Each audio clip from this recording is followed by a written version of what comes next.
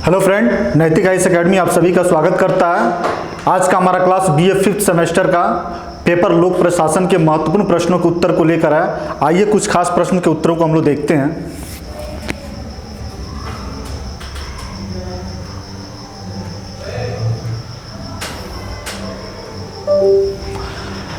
भारत में विदेशी विभाग के संगठन का आधार है। भारत में विदेशी विभाग के संगठन का आधार क्या है?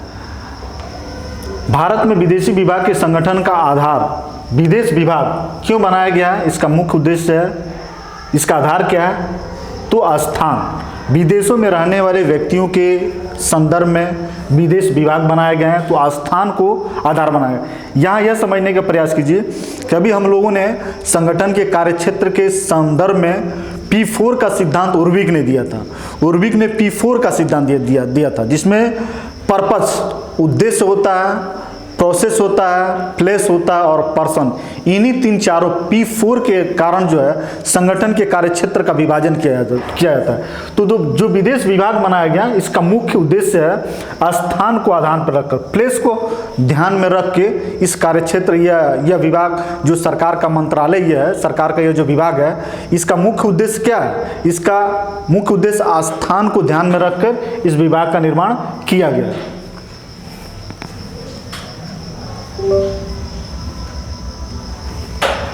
भारत में जनजातीय कार्य विभाग के गठन का आधार क्या? क्यों जनजातीय कार्य विभाग का गठन किया जाता है? उद्देश्य को ध्यान में रख के नहीं, प्रक्रिया को नहीं, स्थान को नहीं, व्यक्ति को। लूथर गुलिक ने P4 का सिद्धांत दिया था। संगठन के जो कार्यक्षेत्र होते हैं वो P4 के आधार पे काम करते हैं। या तो उसका संगठन का पर्पज होगा, नहीं तो उसका आधार प्लेस होगा, नहीं तो उसका स्थान पर्सन होगा, नहीं तो उसका स्थान प्लेस, पर्पस, प्रोसेस, पर्सन और पर्पस, ये सारे चार होगा। तो जो जनजातीय कार्य विभाग है, जनजातीय कार्य विभाग का आधार जो है व्यक्ति है। जो जनजातीय लोग होते हैं उनके विकास के संदर्भ में ये संगठन बनाए गए हैं, इसलिए इसका मुख्य आधार जो है व्यक्ति है। ठीक,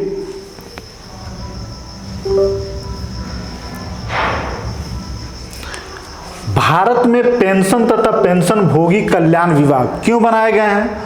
पेंशन तथा पेंशन भोगी कल्याण का आधार क्या होगा? इसका भी आधार व्यक्ति ही होगा, क्योंकि व्यक्ति को ध्यान में रख के, या बुढ़ापा अवस्था हो या सरकारी किसी भी कार्य में अधिकतम सेवा देने के कारण उसकी जो बची हुई उम्र होती है उसमें अच्छे तरीके से जीविका का निर्वहन कर ले, इसलिए उसे पेंशन की व्यवस्था की जाती है। तो इसका भी आधार क्या है? कहीं ना कहीं व्यक्ति। ठीक, व्यक्ति।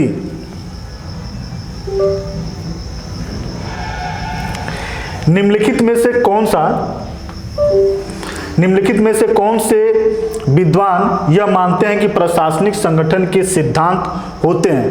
प्रशासनिक संगठन के सिद्धांत होते हैं। ये मानने वाले विचारक हेनरी फ्योल भी हैं, लूथर गुलिक भी हैं, उर्विक भी हैं। ये तीनों विचारक मानते हैं कि जो प्रशासनिक संगठन है उनके क्या होते हैं? उनके सिद्धांत होते हैं। बिना सिद्धांत के प्रशासनिक संगठनों की कल्पना हम लोग नहीं कर सकते हैं।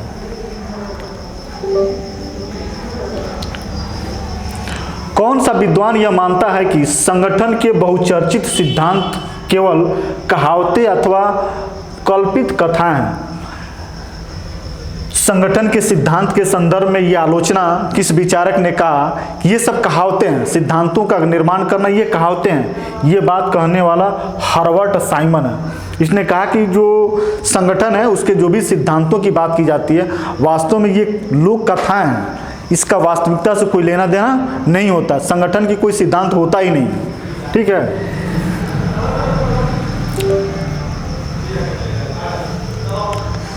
अधिकतम प्रशासनिक सिद्धांतों में दुर्भाग्य कहावतों का यह दोष पाया जाता है। प्राय प्रत्येक सिद्धांत के लिए हमें उतना ही सत्य प्रतीत होने वाला तथा स्वीकार्य विरोधी सिद्धांत मिल सकता है।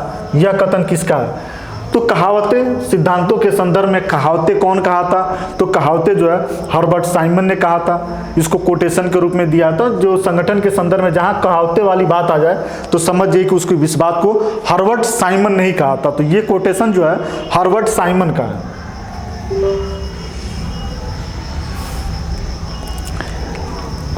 ऐसे सत्य हैं जो सिद्ध मान लिए गए हैं और जिन पर विश्वास किया जा सकता है। यह कथन किसका है? ऐसे सत्य जो सिद्ध मान लिए गए हैं और जिन पर विश्वास किया जा सकता है, यह कथन जो है हेनरी फेयोल का है। हेनरी फेयोल ने बताया, क्या बताया कि ऐसे सत्य हैं जो सिद्ध मान लिया गया है और जिस पर विश्वास किया जा सके, ये क्या होते हैं? यही सत्य होते हैं। इस बात को कहने वाले कौन है? हेनरी फेयोल है। प्रत्येक संगठन में पद सोपान व्यवस्था ठीक उसी प्रकार आवश्यक है जिस प्रकार घर में नाली है।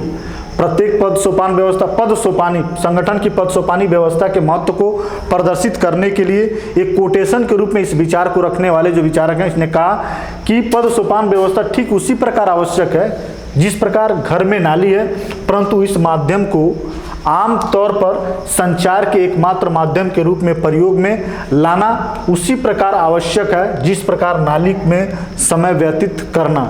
यह बात जो है उर्विक ने कहा। ऐसा कोटेशन कहने वाले जो विचारक हैं ये हैं उर्विक। इसको याद करके रखना होगा। इसने जो है संगठन में पद सोपान की जो महत्व, पद सोपान की जो सिद्धांत है, इसके महत्व को बताया। तो पद सोपान के महत्व को संगठन में बताने वाले विचारक कौन है? इस तरह की भी बात जब पूछता है तो उर्विक है। और इसको कोटेशन के रूप में इस रूप में जो व्यक्त किया है, इसको भी याद करके रखना है और बताना है कि यह क्या है? उर्विक का कोटेशन है।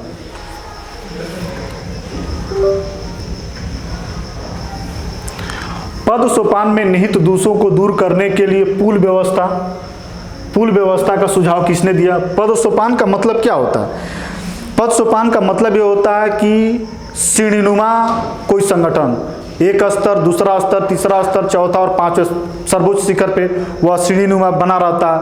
अब कोई भी बात जो है सर्वोच्च अधिकारी तक पहुंचाने के लिए हर सीढ़ी पर जा जाकर पहुंचाया जाता है।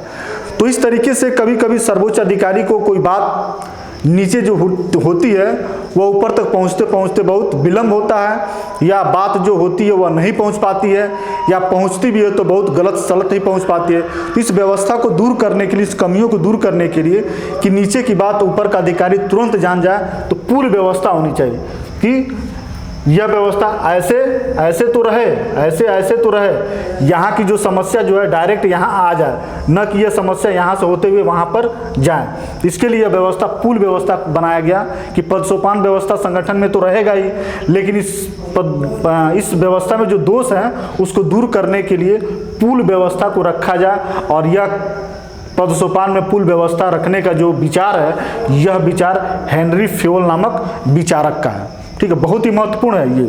और बहुत सारे प्रतियोगी परीक्षाओं में यह प्रश्न पूछा भी है। पीजीटी, टीजीटी में भी पूछा, यहाँ तक कि हायर एजुकेशन में भी पूछा है, पब्लिक एडमिनिस्ट्रेशन से क्वेश्चन में। तो इस चीज़ को बहुत ध्यान में रखिएगा कि पद सोपानी की व्यवस्था में जो पूल व्यवस्था है, यह कहने की पद सोपान व्यवस्था की समस्याओं को दूर करने के लिए है। और इन समस्याओं को दूर करने के लिए जो पद सोपान व्यवस्था की कल्पना दिया है, जो संकल्पना दिया है, इस विचारक का नाम क्या है? तो इस विचारक का नाम हेनरी फेयोल है।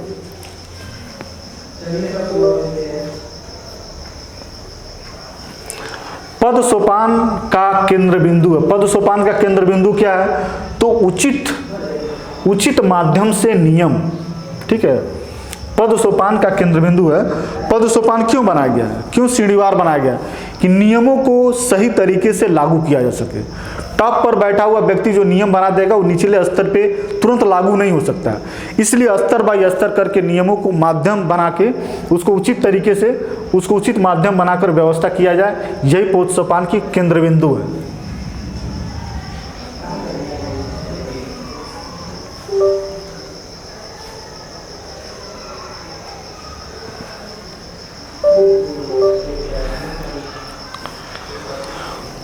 आदेश की एकता से तात्पर्य क्या है? एक से अधिक अधिकारियों के आदेश को ग्रहण करना नहीं, अपने से ऊंचे एक से अधिक अधिकारियों से आदेश ग्रहण नहीं करना, यही आदेश की एकता है।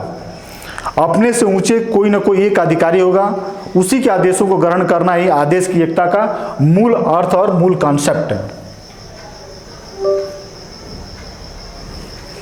आदेश देने वाला एक होने का कारण क्या है? आदेश देने वाला एक होने का कारण क्या है?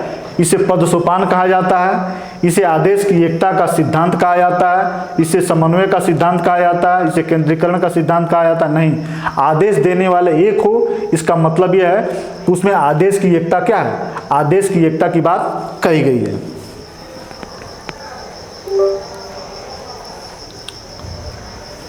किसी कर्मचारी को केवल एक उच्च अधिकारी के द्वारा ही आदेश दिए जाना चाहिए, यह कथन किसका है? तो किसी भी कर्मचारी को केवल एक उच्च अधिकारी से ही द्वारा आदेश दिए जाने की बात जो है हेनरी फेवल है। एक बात ध्यान रखिएगा, हेनरी फेवल एक ऐसा विचारक है जिसने आदेश की एकता, संगठन में आदेश की एकता का सबसे ज़्यादा जोरदार समर्थन जिसने किया है वह हेनरी फेवल ने ही किया है। तो किसी कर्मचारी को केवल एक उच्च अधिकारी से के द्वारा ही आदेश दिए जाने चाहिए, यह कथन हेनरी फेवल का है।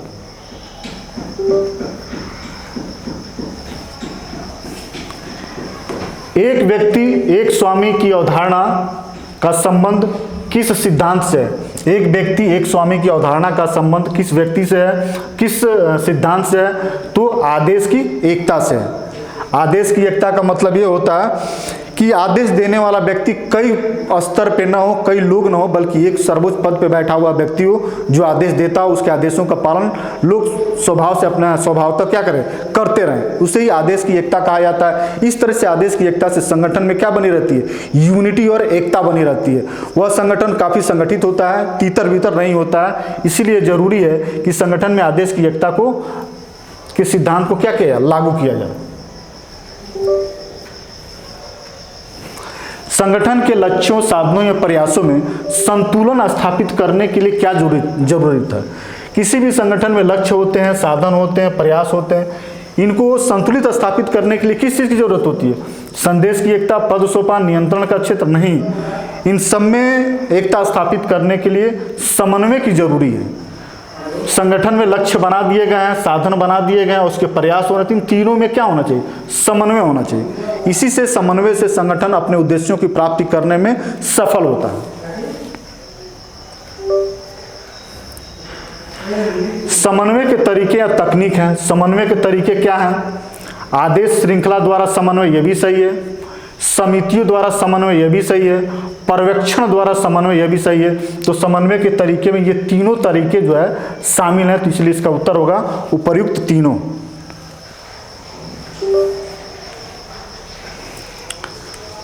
समन्वय की तकनीक नहीं है, व्यक्तिक नेतृत्व है, पर्यवेक्षण है, आदेश की श्रृंखला है। ग्रेकुनाथ से सूत्र नहीं है। ग्रेकुनाथ सूत्र क्या है? यह नियंत्रण के विस्तार क्षेत्र से संबंधित है। नियंत्रण के विस्तार,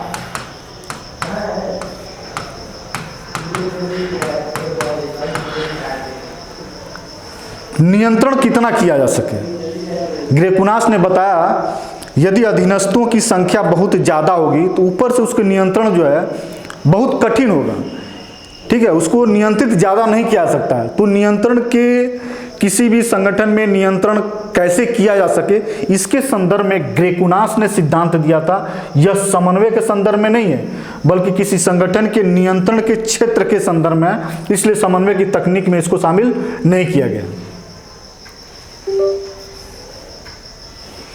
नियंत्रण का विस्तार क्षेत्र, नियंत्रण का विस्तार क्षेत्र सिद्धांत का समर्थक कौन है? तो नियंत्रण के विस्तार क्षेत्र का समर्थक जो है, ये भी जो है हेनरी फेवल ही है। इस प्रश्न का उत्तर भी हेनरी फेवल है।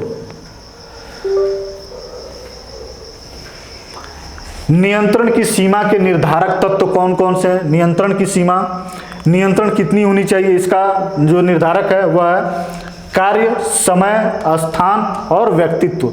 ये चार ऐसे तत्व हैं जो नियंत्रण की सीमा को क्या करते हैं, निर्धारित करते हैं। ठीक है, इन 20 प्रश्नों के उत्तर के साथ हमारा उत्तर देने का जो क्रम है ये समाप्त होता है। फिर नए 20 प्रश्नों के साथ हम आपके सामने उपस्थित होंगे। धन्यवाद।